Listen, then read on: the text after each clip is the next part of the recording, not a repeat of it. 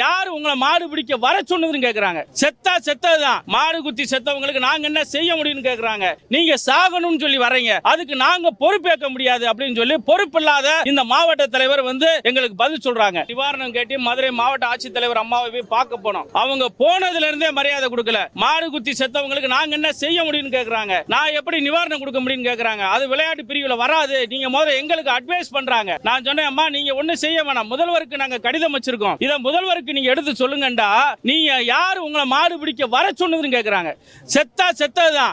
நான் சொன்னேன்மா, நீங்க பல்வேறு நிவாரணம் கொடுக்குறீங்க, அதுல ஒரு நிவாரணமா நீங்க கொடுங்கம்மா, நாங்க ரிக்வெஸ்டா தான் கேட்க வர்றோம் அப்படின்னு நான் சொன்னதுக்கு அந்த அம்மா சொல்றாங்க, மாடு பிடிச்சி செத்தவனுக்கெல்லாம் நாங்க தர முடியாது.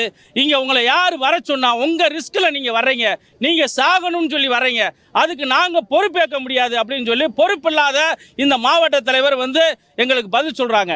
நாங்க என்ன சொல்றோமா, நீங்க ஒண்ணு செய்ய வேணாம், தமிழக முதல்வருக்கு நாங்க ஒரு கடிதம் வச்சிருக்கோம், இந்த கடிதத்தை நீங்க அனுப்புங்கன்னு சொன்னதுக்கு நீங்க எல்லாம் வெளியே போறீங்களா, உங்களை பூரா ரிமாண்ட் பண்ணவான்னு கேக்குறாங்க. ஆனா இந்த மாவட்ட ஆட்சித்தலைவர் நான் என்ன சொன்னேம்மா, நாங்க ஒரு இறந்தவனுக்கு நீதி கேட்டு வந்திருக்கோமா, நீங்க ஏன் எங்க கூட சண்டைக்காரங்க மாதிரி பேசுறீங்கன்னா நான் அப்படிதான் பேசுவேன். ஒரு திமுகவிட மாவட்ட செயலாளர் மாதிரி இவங்க நடந்துக்கிறாங்க.